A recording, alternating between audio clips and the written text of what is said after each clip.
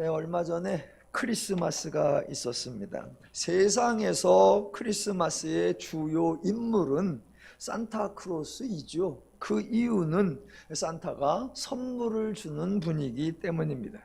물론 어른에게는 주지 않고 아이들에게만 준다고 합니다. 그렇다고 모든 아이에게 주는 것은 아니고 그 중에서 또 우는 아이에게는 선물을 주지 않는다고 합니다. 우는 아이에게는 왜 선물을 주지 않을까? 얼마 전 TV에서 예능 프로그램에서 과연 산타가 전 세계 어린이에게 선물을 나누어 주는 것이 가능한가? 그걸 과학적으로 설명하는 그런 이야기가 있었습니다. 들어보는데 너무 재밌었어요. 밤에 선물을 주니까 대략 배송 시간이 밤 10시부터 새벽 6시까지 한 8시간 안에 끝내야 된대요. 어린이들에게 선물을 주려니까 선물이 무지하게 많잖아요. 그러니까 썰매가 커야 되고 그 썰매를 끄는 사슴 루돌프가 있어야 되는데 몇 마리 갖고는 택도 없대. 최소한 10억 마리 이상이 그 썰매를 끌어야 한다고 합니다. 물건이 너무 많으니까 여하튼 대상을 줄여야 한대요. 그래서 모든 어린이에게 주는 게 아니고 크리스마스니까 그리스도와 관계된 어린이, 즉 예수 믿는 어린이만 준대요. 그래서 이슬람교 어린이는 안 된대, 불교 어린이도 안 된대. 그리고 또 숫자를 줄이려고 우는 아이를 제외시켰다라고 합니다. 또 배송할 물건이 너무 많아가지고 일일이 가정집에 방문해서 양말에 선물을 넣어주는 것은 시간적으로 불가능하답니다. 정해진 시간에 배송을 마치려면 썰매가 이동하는 속도가 빛의 속도만큼 빨라야 하고 그 속도를 유지하면서 선물을 나누어 주려고 하면 썰매가 빛의 속도로 가는 중에 레이저로 쏘듯이 팍팍팍 배송이 가야 된대요. 그래서 그날 밤에 어린이는 무조건 자야 된대. 선물이 오나 안 오나 거실에서 기다리고 있다가 그 선물에 맞으면 즉사한대. 들으면서 참 이것도 과학적 분석이 되기는 하는구나 라고 한참 울었었는데, 분명히 예능인데 예능을 다큐로 풀고, 그래서 그것의 결론은 뭐냐? 산타는 없다, 선물을 주는 것은 불가능하다라는 이야기였습니다. 기독교가 이것과 비슷한 패턴으로 조롱을 받습니다. 기독교의 내용이 너무 허황되다고 비난을 받고, 높으신 하나님이 낮아져서 인간이 되는 것이 말이 되느냐라고 웃고, 모든 사람에게 일방적으로 은혜를 주면 사람들의 버릇이 나빠지지 않겠느냐라는 걱정스런 비난을 하기도 합니다. 그런데 그런 비난이나 그런 조롱들은 기독교에 대하여 무지하게 나오는 거기 때문에 기꺼이 감수할 수 있습니다. 하지만 다른 한편으로 기독교도 결국은 사람의 조직이고 사람이 하는 일이기에 세상의 모든 종교와 다를 바가 없다라고 비하하기도 합니다. 단순하게 주장만 하는 것이 아니라 기독교 단체들이 행하는 일들, 교회들이 행하는 일들, 목회자들이나 성도들이 행하는 일들, 주로 선한 일들보다는 악한 일들을 언급하면서 기독교가 다른 종교들보다 심하면 심했지 결코 덜하지 않다라고 지적을 하기도 합니다. 그런 비난을 받는 것은 매우 부끄러운 일입니다. 어떤 사람이 기독교를 아주 우아하게 조롱하는 글을 보았는데 한번 소개해 보겠습니다. 기독교는 그리스로 가서는 철학이 되었고, 로마로 가서는 제도가 되었고, 유럽으로 가서는 문화가 되었고, 미국으로 가서는 기업이 되었고, 한국에 가서는 재벌이 되었고, 마침내 무당 종교가 되었다. 약간 속이 상하면서도 딱히 반박할 여지가 없는 것 같습니다. 기독교가 오해받는 것, 기독교가 비난받는 것이 너무 속상해서 오늘부터 4주 동안 예배 후에 신년 말씀 특강으로 기독교 가이드를 공부할 예정입니다. 세상에 그 무엇과도 비교할 수 없는 거룩한 기독교, 너무 멋진 기독교, 너무 품격 있는 기독교를 함께 알아가고 함께 누려가는 자리에 여러분을 초대합니다. 점심 식사도 제공하고, 그러니까 전혀 부담 갖지 마시고 마음 편히 참석해 주시기를 부탁을 드립니다. 물론 참석하지 않으셔도 어떠한 보복이나 징계가 없으니 염려하지 마시기 바랍니다. 자, 오늘 히브리서 9장 1절로 10절에는 첫 언약에 대한 설명이 자세하게 나옵니다. 첫 언약에 대한 언약에는 성막이 있는데 그 성막의 구조에 대해서 1절로부터 5절까지 설명하고 있습니다. 제가 한번 읽어볼게요. 첫 언약에도 섬기는 예법과 세상에 속한 성소가 있더라. 예비한 첫 장막이 있고 그 안에 등잔대와 상과 진설병이 있으니 이는 성소라 일컫고, 또 둘째 휘장과 뒤에 있는 장막을 지성소라 일컫나니 금향로와 사면을 금으로 싼 언약궤가 있고 그 안에 만나를 담은 금항아리와 아론의 쌍난 지팡이와 언약의 돌판들이 있고 그 위에 속죄소를 덮은 영광의 그룹들이 있으니 이것들에 관하여는 이제 낱낱이 말할 수 없노라 입니다. 잘 아시겠지만 간단히 다시 한번 소개하면, 성막은 성막 바깥에 기본적으로 울타리가 있습니다. 그 울타리 안에 마당이 있고 마당 중앙에 성막이 있는 거예요. 그 성막 안이 나뉘어져 있는데 먼저 나오는 공간을 성소라고 하고 그 안쪽에 있는 공간을 지성소라고 합니다.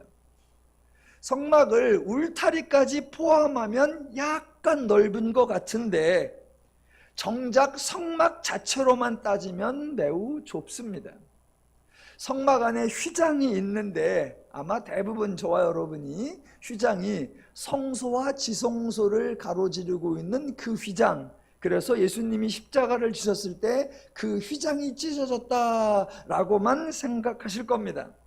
그런데 오늘 본문의 3절에 보면 둘째 휘장이라고 나옵니다. 그러니까 울타리 안에서 그 마당에서 성막으로 들어갈 때에 첫 번째 휘장을 열고 들어가는 거예요. 그래서 그것을 첫 번째 휘장이라고 하고 그 성소에서 그 안 지성소로 들어갈 때를 오늘 본문에서는 둘째 휘장이라고 기록을 한 겁니다. 성막을 성소와 지성소로 나누는데 대략 3등분해서 3분의 2가 성소이고 3분의 1이 지성소인데 3분의 1밖에 안 되니까 매우 좁습니다. 그리고 그 좁은 지성소 안에 언약궤가 가운데 딱 있습니다.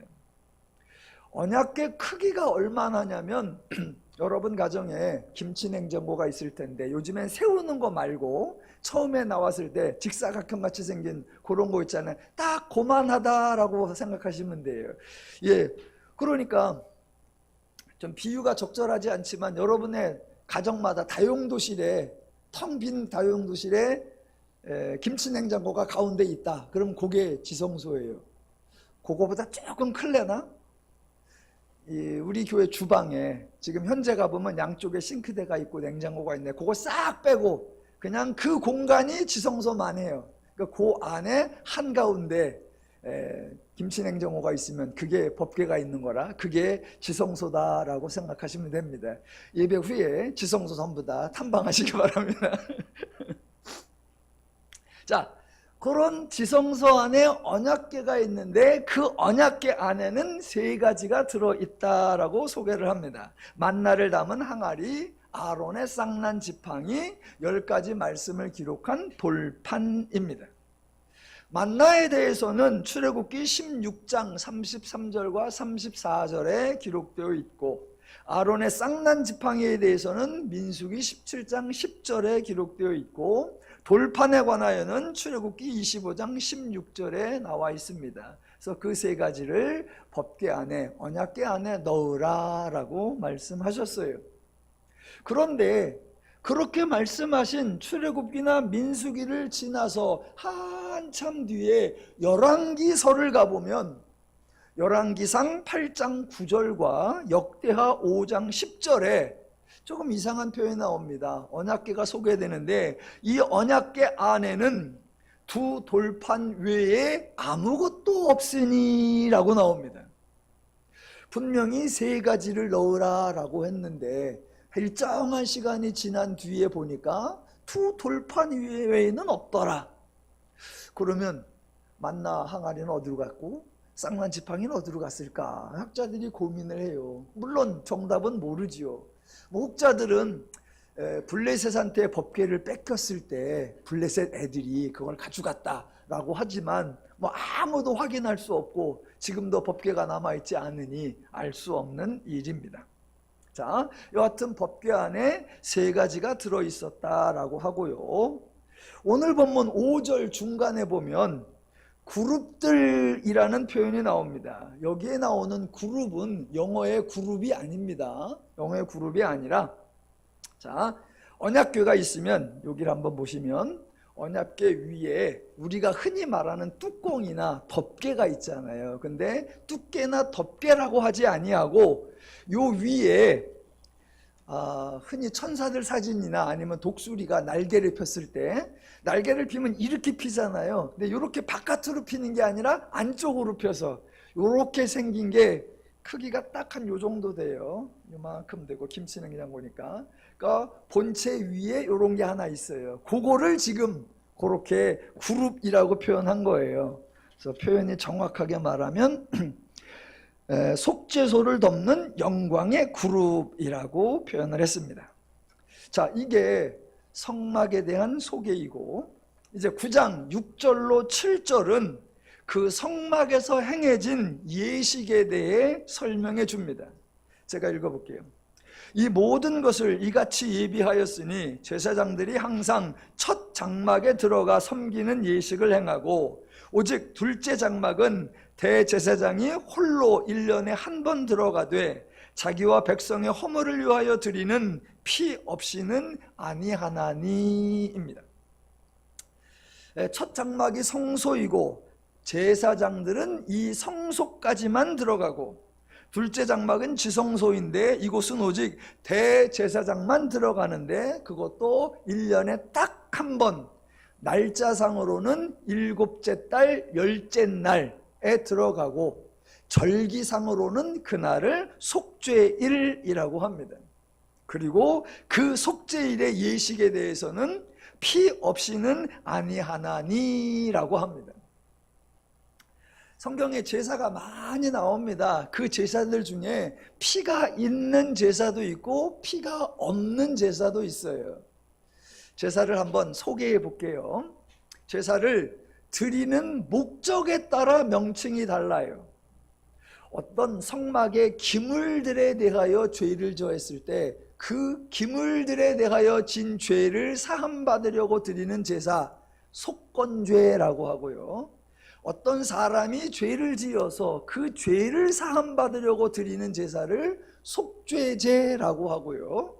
죄와 상관이 없이 하나님이 너무 감사해서 하나님과 화목한 것을 기념하기 위하여 드리는 제사를 화목제라고 합니다.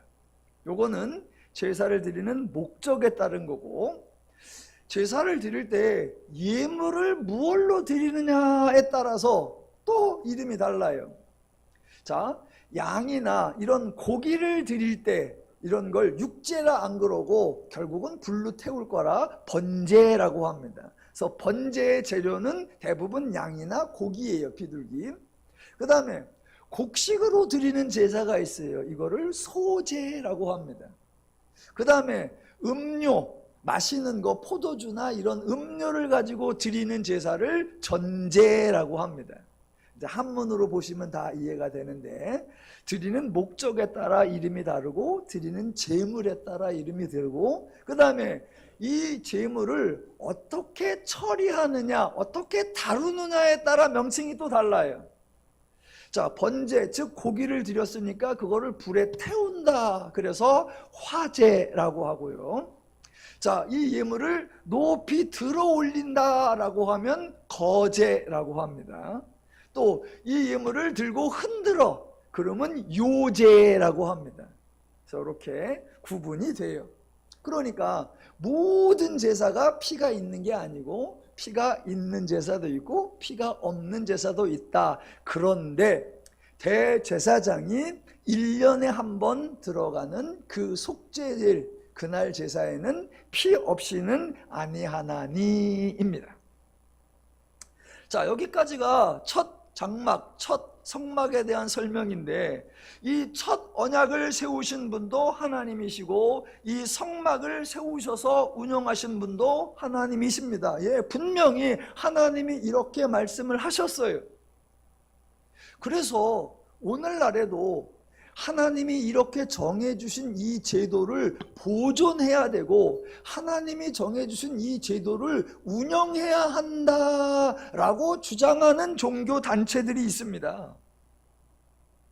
비록 성막은 아니어도 여하튼 제단으로 나아가야 하고 혹시 피의 제물은 아니어도 반드시 제사를 드려야 한다라고 주장하는 가장 대표적 집단이 유대교이고, 유대교하고는 조금 다르지만 지금도 예배라고 안 그러고 모든 집회를 미사라고, 즉 제사라고 주장하고 있는 카톨릭도 그 중에 하나입니다.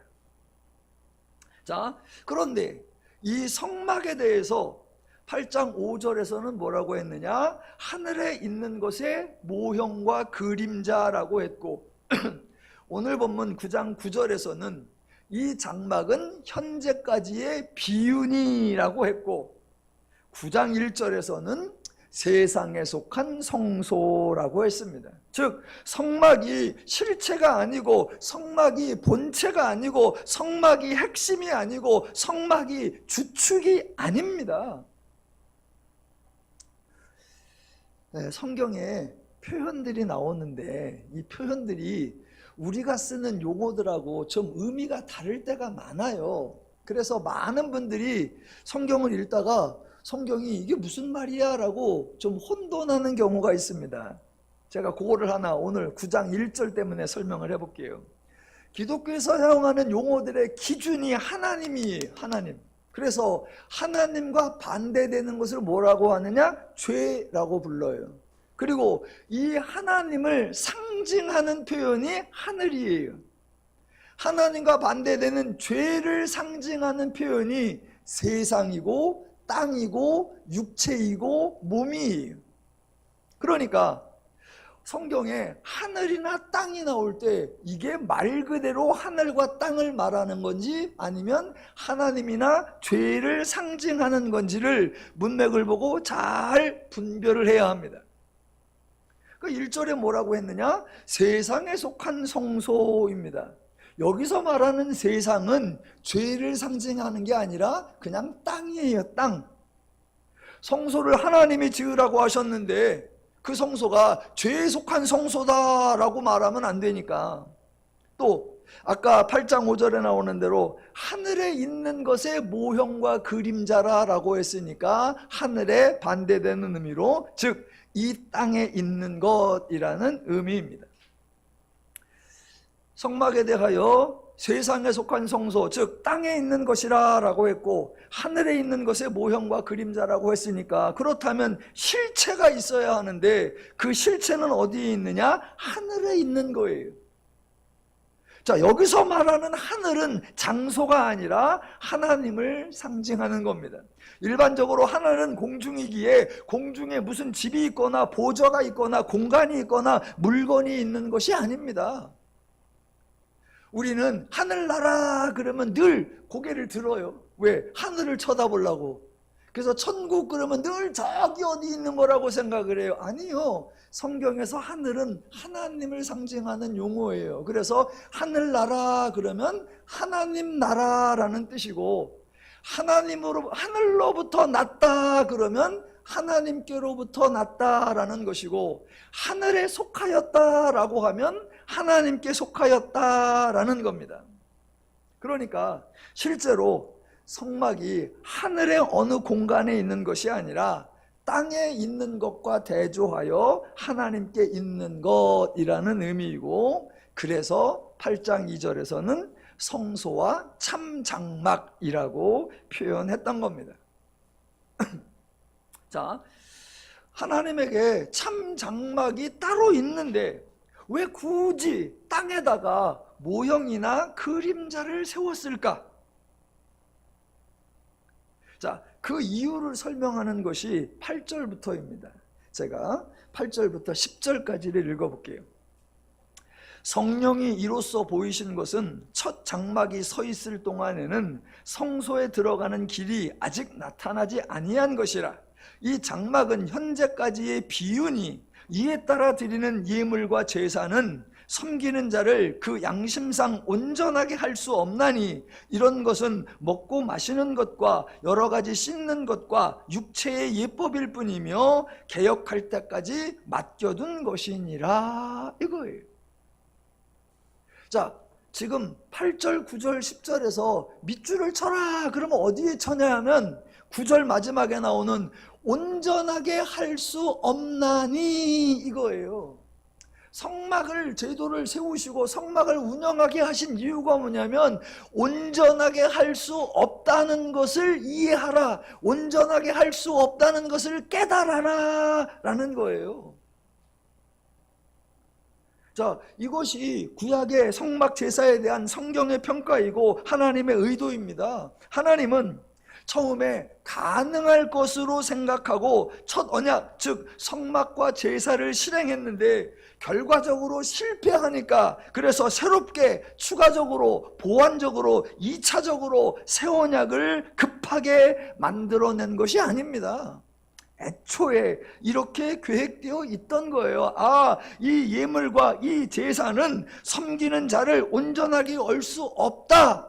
하나님도 알고 계셨고 너희도 해보고 인정하라, 너희도 깨달아라, 너희도 분별하라 이거예요. 그러니까 구약의 성막 제사, 성막 제도를 고수하고 있는 유대교는 헛된 것을 붙잡고 있는 것이고, 구약의 방식을 흉내내어서 유사한 종교 행식을 행하고 있는 가톨릭도 어리석고 미련한 것입니다.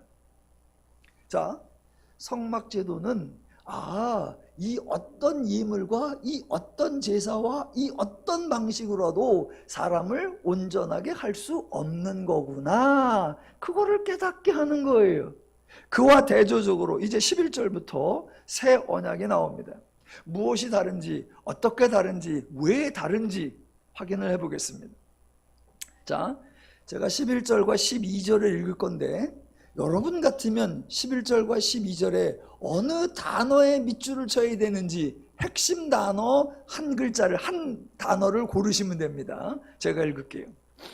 그리스도께서는 장래 좋은 일의 대제사장으로 오사 손으로 씻지 아니한 것 곧 이 창조에 속하지 아니한 더 크고 온전한 장막으로 말미암아 염소와 송아지의 피로 하지 아니하고 오직 자기의 피로 영원한 속죄를 이루사 단번에 성소에 들어가셨느니라 입니다. 가장 중요한 단어가 뭡니까? 맨 앞에 나오는 그리스도께서는 입니다. 예, 그리스도께서 오셨고 그리스도께서 속죄를 이루사 성소에 들어가셨다는 겁니다. 우리에게 무엇을 하라는 것이 아니고 그리스도께서 오셨고 그리스도께서 행하셨다는 것을 알려주는 거예요. 이것이 기독교의 가장 대표적인 특징입니다. 기독교는 하나님이 일하시는 종교, 예수님이 일하시는 종교잖아요. 인간에게 종교 활동을 하라고 부추기는 것이 아니고 인간에게 종교 행위를 하라고 다그치는 종교가 아니라 하나님이 직접, 예수님이 직접, 그리스도가 직접 행하시는 종교입니다. 아니, 왜 예수가 그 일을 할까? 왜 하나님이 그 일을 할까? 그 이유가 뭐다? 그게 앞에 나오는 구절. 예, 이 장막은 현재까지의 비유니 이에 따라 드리는 예물과 제사는 섬기는 자를 그 양심상 온전하게 할 수 없나니. 예, 그것을 행하는 자를 온전하게 할 수 없다는 겁니다. 제사장이나 대제사장이 백성들을 대표하는 자들인데 그들의 어떠한 행위도 백성은 고사하고 당사자조차도 온전하게 못한다는 거예요. 여러분, 이게 성막 종교에만 해당하는 걸까요? 아니요. 세상의 모든 죄인들은 똑같은 수준이기에 대제사장과 다른 존재가 없고 성막 종교의 제물과 제사조차도 그 사람을 온전케 할 수 없다면 세상의 그 어떤 종교, 그 어떤 예물, 그 어떤 제사도 사람을 온전하게 할 수 없다는 겁니다. 사람으로서는 할 수 없다는 거예요. 그러면 누가 하시겠다? 하나님이 하시겠다. 이게 기독교예요. 혹시 여러분 중에 아유, 나는 대제사장하고는 부류가 달라. 내가 대제사장보다 훨 낫지. 그래서 대제사장은 못하던 것을 나는 할 수 있어 라는 분 계십니까? 인류 역사 이래 기독교를 제외한 모든 종교와 모든 종교인들이 아직 해결하지 못해서 여전히 반복하고 있는 종교 활동과 종교 행위, 그거를 본인은 해결할 수 있다고 자처하실 분 계십니까?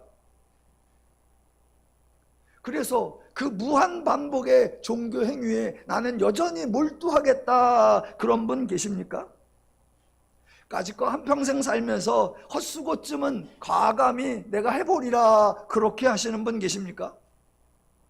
혹시 그런 분들은 복음을 귀담아 듣지 않으셔도 되고, 그런 분들은 그리스도에 대하여 깊이 생각하지 않으셔도 되고, 그런 분들은 히브리서에 대하여 관심 갖지 않으셔도 됩니다. 여러분은 교회에 오신 분들이고 여러분은 복음을 들으시는 분들입니다. 지금 잘 하고 계십니다. 저는 기독교가 너무 좋고 우리 하나님이 너무 좋고 복음이 너무 좋아서 저는 이 복음을 선포하고 이 복음을 설교하는 게 정말 행복합니다. 자, 다시 한번 할게요. 기독교는 인간에게 무엇인가 더 수고하라고 하지 않습니다. 기독교는 성도에게 더 충성하라고, 더 헌신하라고, 더 희생하라고 성도를 힘들게 하지 않습니다. 여러분, 성경을 통해서 하나님의 마음, 하나님의 뜻, 하나님의 원리, 하나님의 방식을 배우지 못한다면 본인이 인정하든 인정하지 않든 본인이 알든 모르든 저절로 죄의 원리와 죄의 방식을 따르고 있는 겁니다. 여러분, 죄의 원리와 죄의 방식은 절대로 쉽지 않고 죄의 원리와 죄의 방식은 결코 인간을 가만히 두지 않습니다. 죄의 원리가 늘 주장하는 거, 정성을 다하자, 지극정성을 다하자, 열심을 다하자라는 거예요. 그러한 행동들을 성경은 뭐라고 합니까? 헛수고라고 합니다. 헛수고. 성경을 알아야 인생에서 헛수고를 하지 않을 수 있습니다. 세상의 모든 종교는 인간의 죄성을 아주 교활하게 악용합니다. 세상의 모든 종교는 죄인들의 속성을 아주 야비하게 이용해 먹습니다. 복음을 알지 못하면 이 종교적 죄의 종교적 술수를 벗어날 수 없습니다. 만약 누군가 저를 이용해 먹는다, 그래서 내가 이용당했다, 무지하게 화가 날 것 같습니다. 특히나 인간의 연약함을 믿기로 해서 종교적으로 저를 이용해 먹는다면 매우 화가 날 것 같습니다. 그래서 저도 한 사람의 종교인으로서, 특별히 기독교의 사역자로서, 목사로서 더누림교회 성도들을 절대로 이용해 먹지 않을 거다라고 거듭 다짐하고, 더누림교회 성도님들이 그 어떤 종교적 술수에 이용당하는 것을 허용하고 싶지 않은 마음이 간절합니다. 그래서 제가 성경을 열심히 읽는 이유이고 성경을 열심히 설교하려는 이유입니다.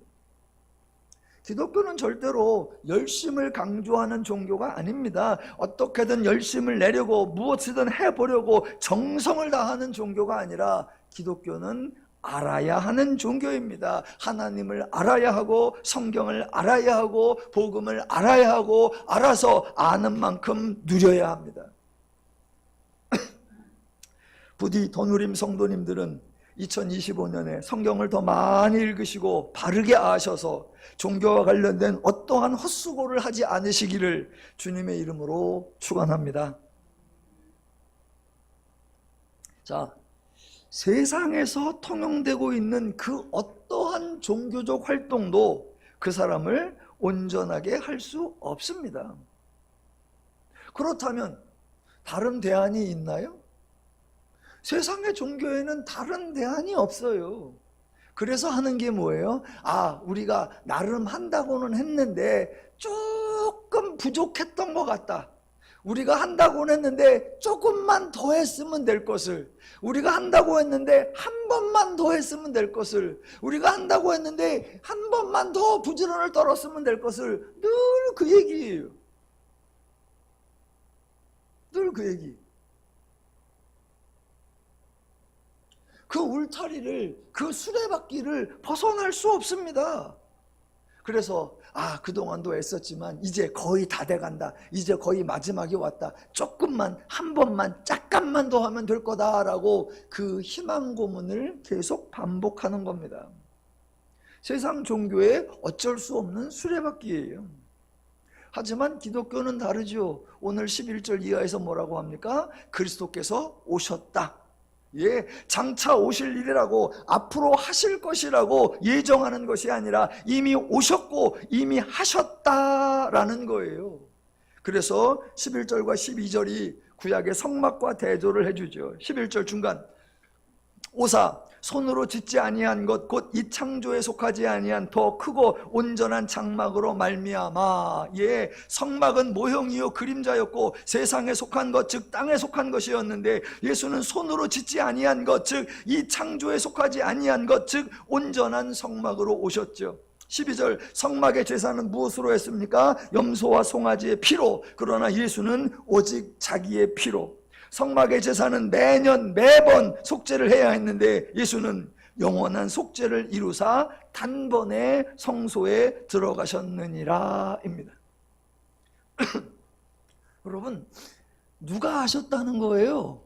그리스도께서 하셨다라는 겁니다. 그리스도께서 하실 것이다 아니고, 너희가 해야 한다 아니고, 그리스도께서 하셨다라는 거예요. 정리하면 그리스도께서 행하셨다, 예수가 다 이루셨다라는 겁니다. 구약의 약속이 나오죠. 구약의 예언이 나오죠. 그 구약의 약속과 예언이 신약에서 이루어졌고 신약에서 성취가 되었죠. 그래서 9장 내내, 앞으로 10장 내내 예수께서 오셔서 죄의 문제를 해결하셨다라고 선포하고 확인하고 공지하고 강조하고 설명하는 거예요. 그래서 기독교는 이 제사, 목표가 어쩌고 저쩌고, 희망이 어쩌고 저쩌고, 비전이 어쩌고 저쩌고 그런 거 운운하는 종교가 아닙니다. 우리의 충성이 어쩌고 저쩌고, 상급이 어쩌고 저쩌고, 면류관이 어쩌고 저쩌고 그런 걸 말하는 종교가 아니에요. 기독교는 예수가 완성하셨다라는 기쁜 소식, 복음을 선포하는 종교입니다. 그래서 오늘 9장에 여러분이 읽으면서 느꼈는지 모르겠지만 반복되는 표현이 있었어요. 그 표현이 뭐냐면 단번에 그리고 영원한이에요. 12절 중간 볼까요? 오직 자기의 피로 영원한 속죄를 이루사 단번에 성소에 들어가셨느니라 입니다. 13절에서는 성막 제도의 효용을 소개합니다. 염소와 황소의 피와 및 암송아지의 재를 부정한 자에게 뿌려 그 육체를 정결하게 하여 거룩하게 하거든. 성막도 이렇다면 14절, 하물며 영원하신 성령으로 말미암아 흠없는 자기를 하나님께 드린 그리스도의 피가 어찌 너희 양심을 죽은 행실에서 깨끗하게 하고 살아계신 하나님을 섬기게 하지 못하겠느냐? 결론은 할 수 있다, 이미 하셨다라는 겁니다. 그렇게 행하셨기 때문에 15절, 이로 말미암아 그는 새 언약의 중보자시니 이는 첫 언약 때에 범한 죄에서 속량하려고 죽으사 부르심을 입은 자로 하여금 영원한 기업의 약속을 얻게 하려 하심이라. 예수께서 행하심이 없다면 15절 이로 말미암아 이 말이 성립될 수 없습니다. 그런데 이미 행하셨기 때문에 그 행하심으로 말미암아 예수는 새 언약의 중보자가 되신 것이고, 그 결과 저와 여러분, 즉 부르심을 입은 자로 하여금 영원한 기업의 약속을 얻게 하셨다라는 거예요. 단번에 그리고 영원히. 12절 예수께서 영원한 속죄를 이루셨고, 14절 영원하신 성령으로 사역으로 이루어졌기에 15절 영원한 기업의 약속을 얻게 하셨다. 이게 기독교 사역의 가장 중요한 포인트. 예수 그리스도께서 단번에 행하셨고 그 결과가 영원히 지속된다라는 거예요. 다시 한번, 그리스도께서 단번에 행하셨고 그 결과가 영원히 지속되는 겁니다. 그래서 기독교에는 새로운 일이 없는 거예요. 그래서 기독교에는 인간이 행해야 할 종교적 과업이 없는 거예요. 우리가 일상에서 자주 쓰는 말, 예수의 예수의 사역에 동참합시다, 그리스도의 고난에 우리도 참여합시다. 아니요. 예수의 사역을 물려받읍시다. 아니요. 예수가 승천하고 남겨놓고 가신 그 사역을 우리가 대신 이루어냅시다. 아니요. 우리가 하는 거 아니에요. 예수님께서 단번에 행하셨고 그 행하신 결과가 영원토록 지속되는 거예요. 기독교에서는 사역이라느니 일이라느니 어떤 그 종교적 행위가 사명이라는 명분으로 강조되어서는 안 됩니다. 기독교는 장차 이루어질 목표를 향해서 나아가는 종교가 아니라 이미 이루어진 결과를 바탕으로 누리는 종교입니다. 에이, 목사님, 그래도 기독교에 장래에 일어날 일이 있잖아요. 미래에 일어날 일이 남아 있잖아요. 예, 있죠. 장래에 미래에 남아 있는 일이 뭐다? 예수께서 다시 오시는 일. 누가 오실 거다? 예수. 누가 하셔야 한다? 예수. 알아서 하실 거예요. 그분이 올 수 있도록 우리가 무엇을 마련해 놓아야 하는 게 아니고, 그분이 오시는 길을 깔아야 하는 게 아니고, 그분이 오시는 때를 정해야 하는 게 아니에요. 그분이 오신다. 그분이 약속했고 그분은 신실하니까 그분은 약속대로 할 거예요. 그분의 때에 그분이 알아서 그분이 잘 오실 겁니다. I don't care. 신경 쓰지 마세요. 그분 잘 하세요. 예, 그분이 오셔서 우리를 그분의 나라로, 우리를 그분의 영광으로 인도하겠다 하나님이 약속한 거예요. 염려하실 게 전혀 없습니다. 기독교의 사역은 예수가 단번에, 예수가 영원히 해결하고 완성해 놓으셨다는 사실을 바르게 견고히 알고 계시면 좋겠습니다. 제가 설교를 이렇게 준비하다가 16절, 17절에 와서 약간 화가 났어요. 16절, 17절에 유언이라는 표현이 나오는데 이게 너무나 치명적인 번역 오류예요. 유언이라는 말 앞에 작은 가로 1이 있고 그걸 따라 밑으로 쭉 내려오면 헬 언약이라고 되어 있지요. 예, 원래 헬라어로는 언약이라는 의미인데 우리말로 번역할 때 유언으로 번역했다라는 건데, 이거는 본문의 의미를 너무나 많이 오해시킬 가능성이 많습니다. 왜 그러냐면 보세요. 유언, 제가 국어사전을 검색해 보니까 유언이 이렇게 나옵니다. 죽음에 이르러 부탁하여 말을 남김. 즉 그 사람이 마지막으로 하는 말이고, 그래서 다시는 그 사람이 말을 하지 못하고 그 다음에 그 사람이 죽는 것이고 사라지는 것이고 소멸되는 것이고 중단되는 것이고 끝나는 것입니다. 하지만 기독교의 하나님, 기독교의 예수님은 살아계신 분이고 영원히 살아계신 분이고 일하시는 분이에요. 하나님이나 예수님은 과거의 인물이 아닙니다. 그래서 하나님이나 예수님은 유언이 있는 것이 아니고, 하나님과 예수님과 관련된 유품이 있는 것이 아니고, 하나님과 예수님과 관련된 유물이 있는 게 아니에요. 그 하나님을 섬기는 기독교도 예전에 있던 종교가 아니고 현재는 사라지고 소멸된 종교가 아니에요. 여전히 활동하고 있는 종교예요. 그래서 기독교에는 유적이 없는 거예요.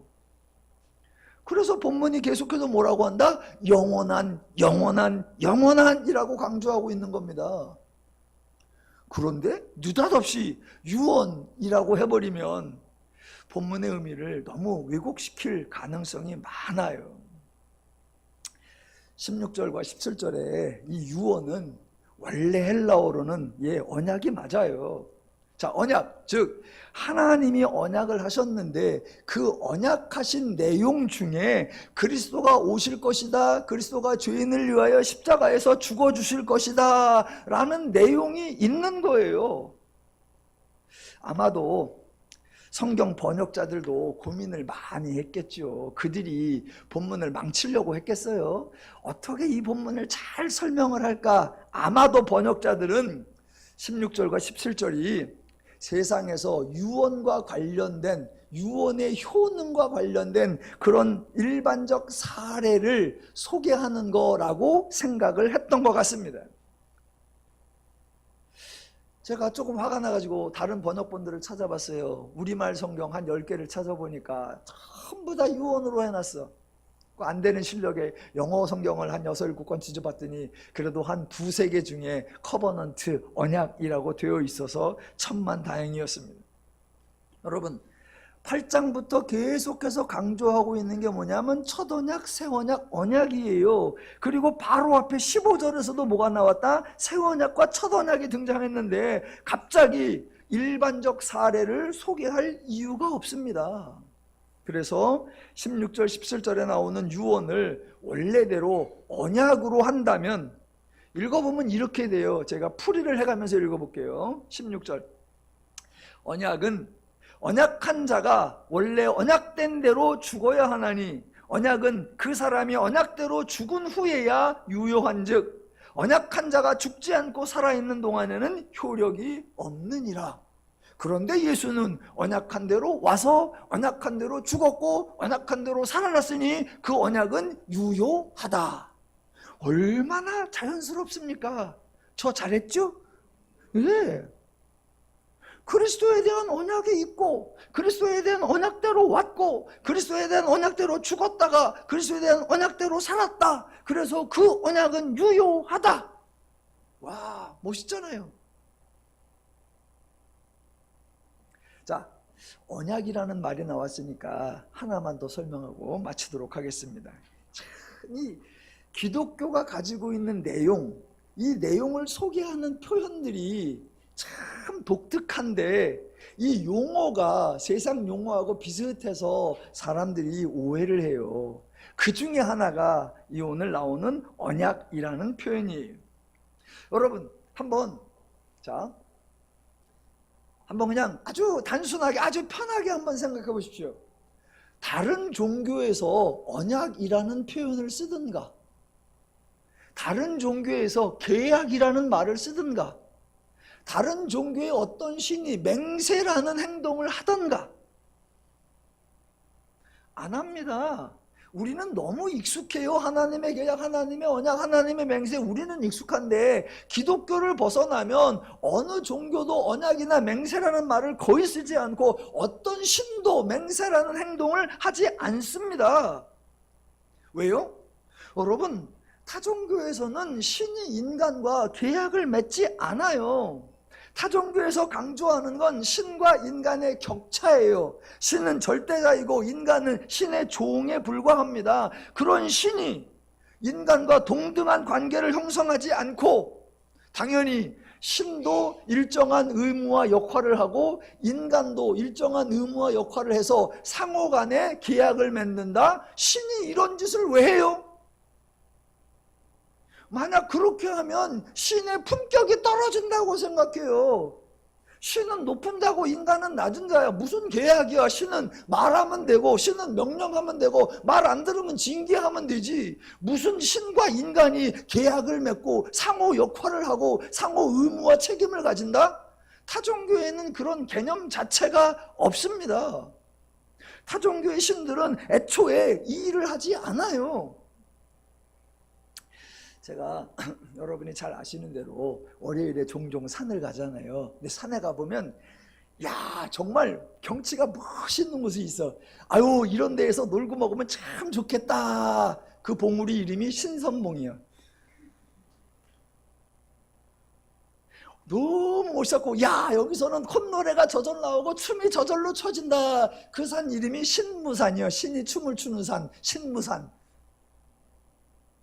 그런 산에 계곡이 흘러요. 계곡이 흐르는데 물이 웅덩이가 있어서 물이 고여 있어. 거기 이름은 전부 다 선녀탕이요. 신이 일을 하지 않으니까 선녀들도 할 일이 없어. 툭 하면 내려와서 물놀이 하다가 올라가. 여러분 신들은 일하지 않는 거예요. 이게 세상의 신의 개념이에요. 그러니까 저와 여러분도 아유 일하지 말고 수고하지 말고 애쓰지 말고 정성 들이지 말고 그냥 한량처럼 편하게 놀자. 그걸 뭐라고 한다? 신선노름. 그게 세상에 가지고 있는 신에 대한 생각이에요. 그런데 기독교의 하나님은 일하시는 분. 여러분 이 표현이 정말 획기적인 내용이에요. 우리 하나님은 일하시는 분이다. 그 일하시는 분 뒤에 뭐라고 나온다? 열심을 다하시는 분. 세상에 그 어떤 신에게도 이런 표현은 붙이지 않아요. 그러니까 우리 하나님이 일하시는 분이다. 이 한마디로 신에 대한 개념이 바뀌어야 하고 종교에 대한 패러다임이 바뀌어야 합니다. 그래서 하나님과 우상이 다른 분이기에 기독교와 타종교가 다르고 그러니까 저와 여러분의 신앙생활도 타종교의 그 어떤 사람들과 내용이 다르고 방식이 다르고 절차가 달라야 되는 거예요. 저희가 하나님의 전적인 은혜를 선포합니다. 여러분 이게 복음적인 거고요. 그래서 여러분이 하나님의 은혜를 누리려고 하십니다. 예, 그거 아주 잘하고 계시는 거예요. 올 한 해에도 하나님의 은혜를 풍성히 누리시기를 주님의 이름으로 축원합니다. 하나님이 일하시는 분이기 때문에 하나님이 인간과 계약, 하나님이 인간과 언약을 맺으시는 거예요. 물론 여기서 말하는 언약은 자, 인간들은 상호간의 언약을 맺는다 그랬죠. A라는 사람이 또는 A라는 신이 해야 할 의무와 역할이 있고 B라는 사람이 해야 하는 의무와 역할이 있어요. 이 상호간의 각자의 역할과 각자의 의무를 하는 거예요. 그래서 이거를 평등한 조약이라고 해요. 하나님은 이런 조약이 아니에요. 하나님은 하나님이 역할할게, 하나님이 의무할게, 하나님이 책임질게, 대신 너는 아무것도 하지 마라. 불평등 조약. 오직 하나님이 수고해서 모든 결과를 전적으로 너에게 다 줄게. 하나님의 일방적 계약. 그래서 저는 언약이나 계약이라는 표현보다 뭐가 좋다? 하나님의 맹세. 내가 할게, 내가 보장할게, 내가 책임질게, 내가 반드시 이룰게. 하나님의 맹세, 하나님의 다짐, 하나님의 각오. 타종교회는 그런 게 없어요. 하는 게 없어. 종종 아유 기독교는 너무 배타적이야. 오직 하나님만 유일신 하나님이고 다른 신들을 인정하지 않으니까 너무 배타적이야. 여러분 타종교회는 다른 신들에 대한 관용이 넘쳐요. 대신 뭐가 없다? 사람을 아무도 책임지지 않아요. 제가 망하거나 말거나 그 신이 알아서 해주겠지. 제가 죽거나 말거나 그 신이 알아서 해주겠지. 신이라는 작자가 책임을 안 져. 우리 하나님은 뭐라고 한다? 내가 인간을 창조하였고 내가 모든 죄인을 사랑한다. 내가 모든 죄인을 책임지겠다. 내가 모든 죄인을 위하여 내 아들 예수 그리스도를 내어주어 저로 하여금 구원하여 저가 자유와 평화와 안식을 누릴 수 있도록 내가 책임지겠다. 내가 맹세하고 내가 보장했고 그렇게 약속했고 그렇게 예언했고 그래서 예수를 보냈고 예수가 와서 단번에 영원하도록 완성해 놓았다. 이게 복음입니다. 이게 하나님의 은혜입니다. 이 언약, 예, 누가 맺으셨다? 하나님이. 인간이 맺어달라고 부탁, 간청, 호소한 것이 아니라 하나님이 해주신 거예요. 하나님이 언약을 맺으시고 하나님이 책임을 지시는 거. 그래서 인간은 수혜자가 되는 거예요. 그냥 주시는 대로 받으면 되고, 받은 그대로 삶 가운데 누리면 됩니다. 이렇게 말하면 조금 교양 있으신 분들이 늘 질문을 해요. 목사님, 그거 너무 얌체 아니에요? 그거 너무 염치가 없는 거 아니에요? 그거 사람이 너무 싸가지가 없는 거 아니에요? 그거 신에 대하여 너무 무례한 거 아니에요? 아니요. 그래서 그것을 뭐라고 한다? 하나님의 선물, 하나님의 은혜라고 부르고, 그런 내용을 뭐라고 한다? 복음, 기쁜 소식이라고 하는 겁니다. 언약을 세우신 이도 하나님, 언약을 행하시는 이도 하나님, 언약을 책임지시는 이도 하나님입니다.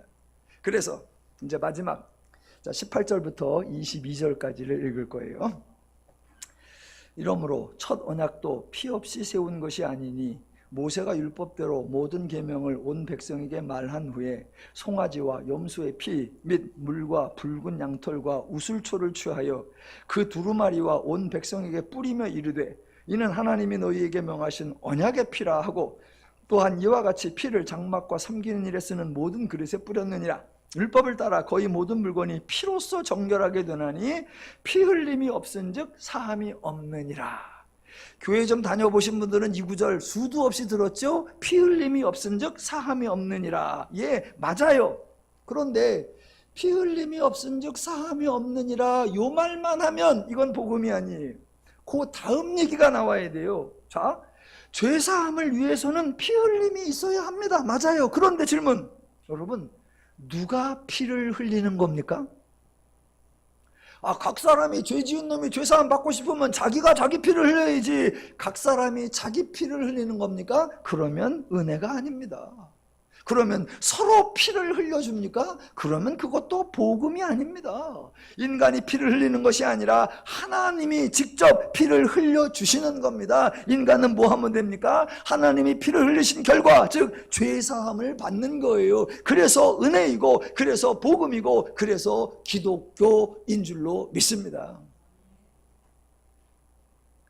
피 흘림에 대해서 우리가 종종 이런 말 실수를 해요.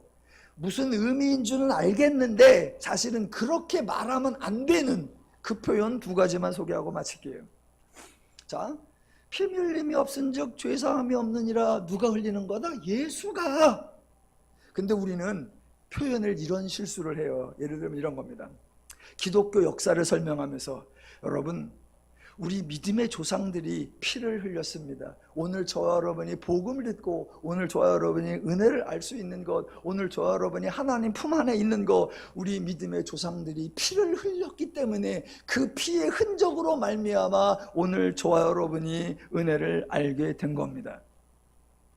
큰일 날 소리입니다. 큰일 날 소리예요. 선교의 역사를 말하면서 이렇게 합니다. 여러분, 우리 앞선 시대에 많은 선교사들이 선교지에 들어가 수많은 피를 흘렸습니다. 그래서 선교의 역사는 피 흘린 발자취라고 말할 수 있습니다. 우리 선교사들이 피를 흘리지 않았다면 복음은 확장되지 않았을 겁니다. 우리의 피가 복음을 확장시키고 우리의 피가 나를 확장합니다. 여러분도 피 흘리시면서 여러분도 복음을 위해 피 흘리시기를 감사합니다. 아무도 아멘을 안 해주셔서. 아니요. 그럴 때는 막 손을 내저어야 됩니다. 환호가 아니라 아니야. 인간의 피를 흘리고 인간이 희생당해서 기독교가 세워지고 하나님 나라가 확장되는 게 절대로 아닙니다. 하나님으로 인해 저와를 구원받았고 하나님으로 인해 지금도 복음이 선포되고 하나님으로 인해 저와 여러분이 하나님의 은혜와 복락을 누리는 줄로 믿습니다. 하나님의 은혜를 누리는 것을 주저하지 마십시오. 하나님의 복을 누리는 것을 망설이지 마십시오. 하나님의 자녀가 것을 미워하지 마십시오. 2020년에 하나님을 다르게 알아. 누구든지 항상 감사에 기뻐하고 감사하는 삶을 풍성히 누리시기를 주님의 이름으로 축원합니다. 기도하겠습니다.